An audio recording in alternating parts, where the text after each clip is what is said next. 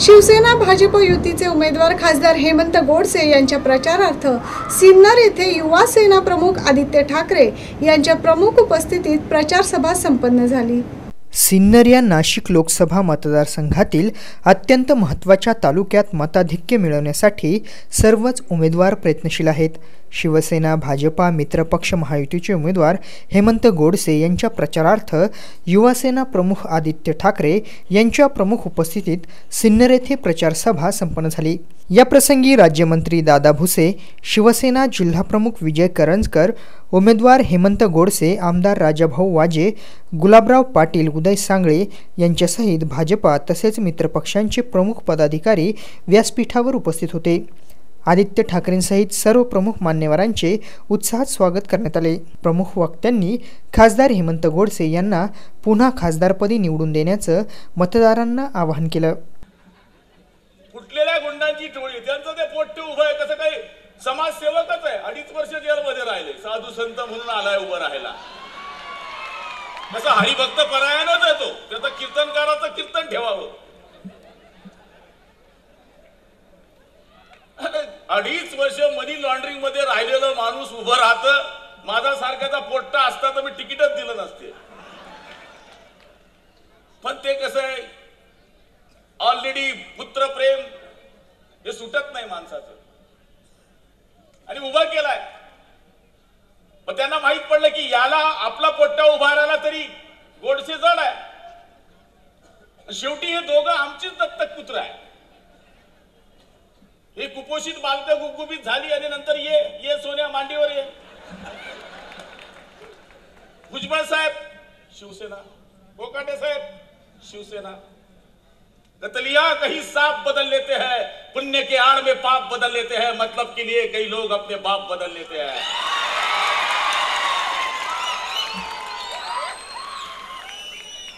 ठीक है, युती असं काय लव्ह मॅरेज साधं नाहीये।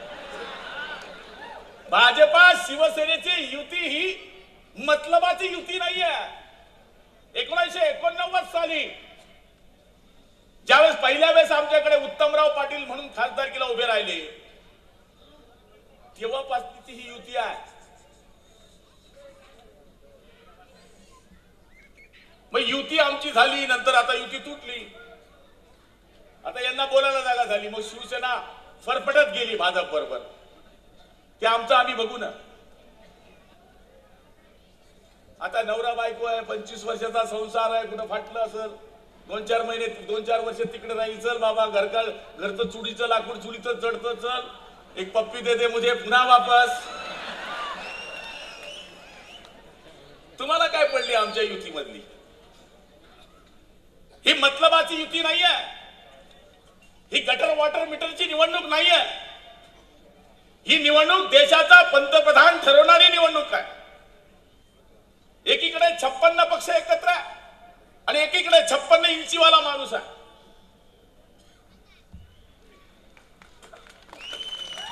आता 56 पक्षाचा माणूस उभा केला, पाय राहुल गांधीचे, कंबर मायावतीचं, हृदय मुलायम सिंगचं, हात चंद्रबाबू नायडूचे आणि मुंडकं फारुख अब्दुल्लाचं, कसं होईल? आमचं एकच आहे, टॉप टू बॉटम भगवा। अरे तंबू भी लगा देंगे तो लगा देंगे धूमधाम से, और बंबू भी लगा देंगे तो लगा देंगे धूमधाम से, और भगवा भी लहरा देंगे तो लहरा देंगे धूमधाम से।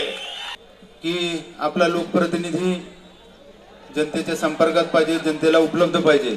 तर सातत्याने गेले 5 वर्षापासून आपण सातत्याने जनतेच्या संपर्कात राहिलो, जनतेच्या उपलब्ध झालो।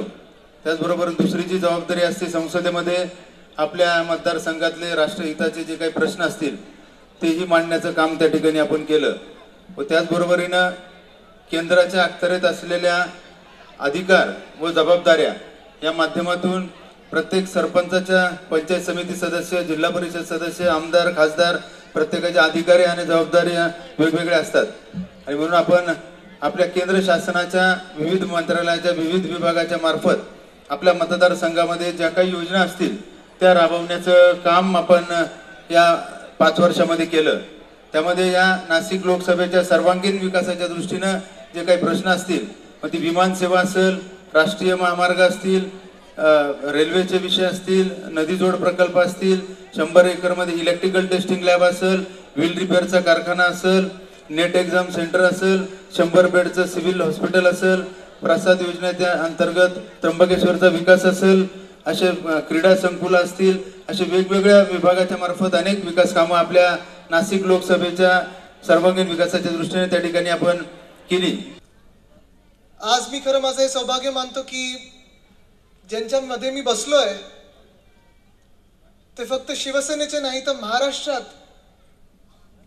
कदाचित देशातले 3 सगळ्यात डॅशिंग आमदार हे माझ्या आजूबाजूला बसलेत.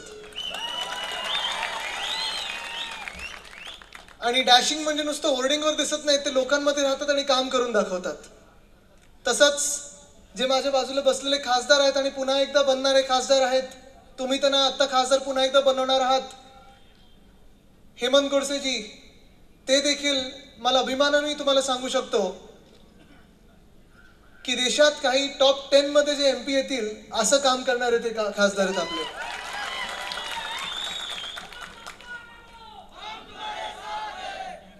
पण त्याच्याहून जास्ती मी माझं स्वतःचं नशीब चांगलं समजतो.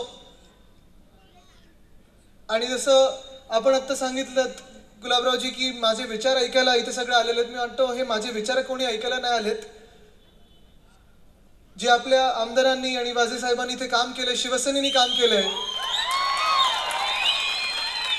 त्याच्यासाठी या निवडणुकीत शिवसेनेला आणि मला आशीर्वाद द्यायला एवढं विराट रूप माझ्या समोर दिसतंय, जनतेचं मला रूप दिसतंय. मी एवढंच सांगतो, वरती जे उभे आहेत जरा सांभाळून उभे राहा, नाही तुम्ही अपक्षासारखे उभे आहात.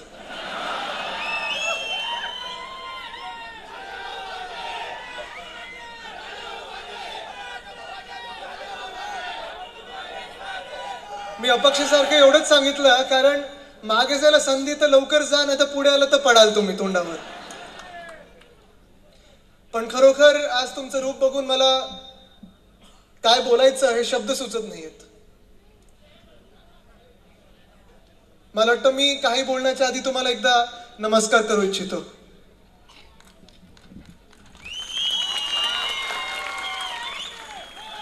सगळीकडे मला इथे शिवसेना दिसते, भगवा रूप दिसते, एक मोठं रूप दिसतंय आणि असंच माहोल, असंच वातावरण मला पूर्ण महाराष्ट्रभरात दिसत आहे. 9 न्यूज ब्युरो, सिन्नर.